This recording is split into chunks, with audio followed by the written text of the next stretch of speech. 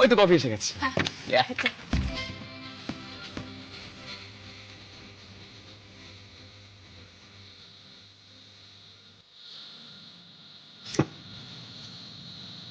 Thank you. এখানে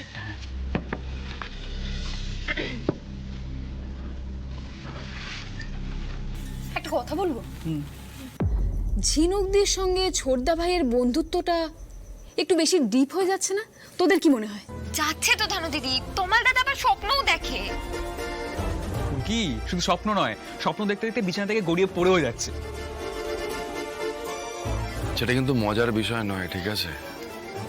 I mean, ব্যাপারটা একটু অস্বস্তিকর হয়ে যাচ্ছে নাকি? দেখ, ঈশিতা বাড়িতে প্রেজেন্ট রয়েছে, আই নো, একজন আশ্রিতা হিসেবে রয়েছে, তাও লিগালি এখনো তমালের ওয়াইফ ঈশিতা। এই অবস্থায় আই মিন, ঈশিতার প্রেজেন্সে তমালের পক্ষে পসিবল হবে আবার নতুন করে কোনো সম্পর্কে জড়ানো? তোর কি মনে হচ্ছে দা ভাই, সম্পর্ক একটা হচ্ছে? অবভিয়াসলি হচ্ছে। দেখলি না কিভাবে ঝিনুককে এখন ডাকতে গেল তমাল? এবার না ডিভোর্সটা অ্যাপ্লাই করা উচিত, জানিস তো? ঈশিতা দিয়ে আবার ওই একই প্রেমিসেসে থাকতে শুরু করলো। না রে বাবা, দাদা তো সহজে সম্পর্কে জড়াবে না। আমরা জাস্ট ইমাজিন করছি আর কি। না না পিয়াল দাদা, সবটা কল্পনা নয়। আচ্ছা আমি একটা কথা বলছি, তাড়াতাড়ি কফি শেষ করে আমরাও বরঞ্চ সুপার স্টোরে যাই, তারপর সিদ্ধান্ত নেব। I agree, she is right. Actually, আজকে একটু গাধামি করে ফেলেছে নিজের সম্পর্ক নিয়ে আমার মায়ের কাছে। তবুও খানিক্ষণ আগে বললাম না, অন্যের সম্পর্ক নিয়ে ফুলকি ওস্তাদ বেশ ভালোই জ্ঞান দেয়। কফিটা খাও না, যেতে হবে। হ্যাঁ, ফুলকি যেতে হবে, তাড়াতাড়ি কফিটা খাও। হ্যাঁ, ভালো লাগে না। ওই দেখো চলে এসছে আবার। কত খাবো তাড়াতাড়ি।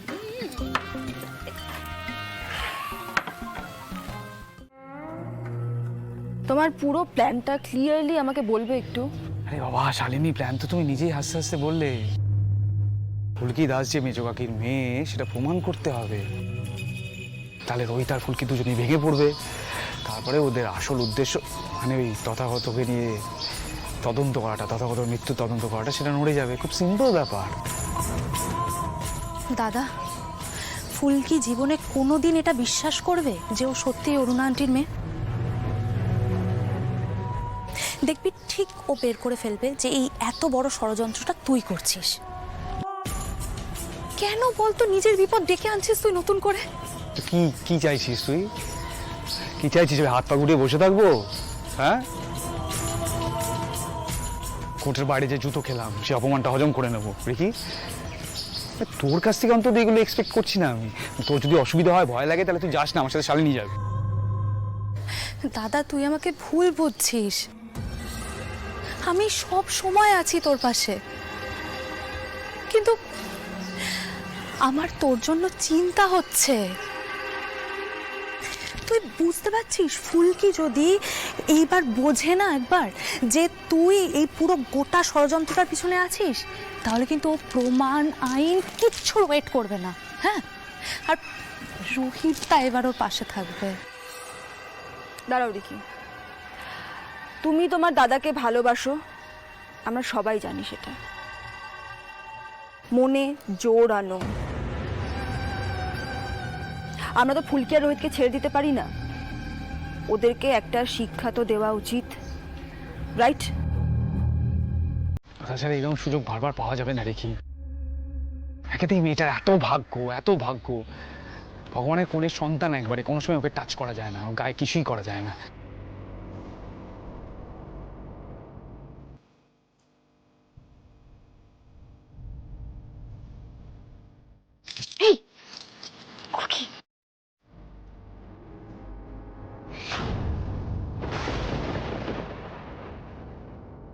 সর্বনাশ করেছে।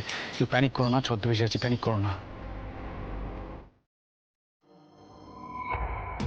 বাবা, আপনার পদসেবা করার সুযোগ করে দিয়ে আমাকে একটু কৃতার্থ করুন।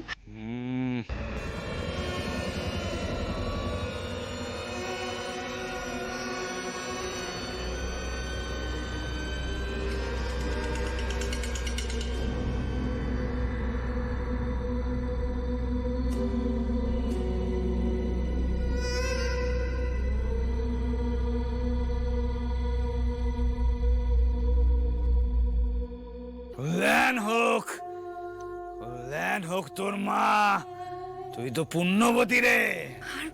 পুণ্যি কোথায় বাবা? পুণ্যি হলে কি শরীরের এমন অবস্থা হয়? শরীর চলে শরীরের নিয়মে, সংসারে মুখ্য আসে আত্মার যোগাযোগে। মেয়েরা পাশে রয়েছে, তোর জামাই রয়েছে, সে তো পুণ্যেরই ফল। বিয়ে পাওয়া মেয়ে মানুষ করছিস মা, সে কি কম পুণ্যি? বাবা আপনি এসব কথা জানলেন কি করে বাবা? মূর্খ! বাবাকে প্রশ্ন।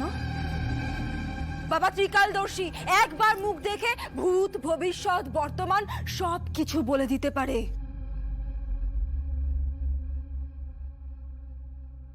জয় বাবা, জয় বাবা। বাবা, বাবা আমার মেয়েটাকে একটু আশীর্বাদ করুন বাবা। বড্ড পাড়া যায় ওর ওপর, কি করে যে কাটানো যায়। নামের আদ্যক্ষর কি? ফ। হ্যাঁ বাবা, ফুলকি।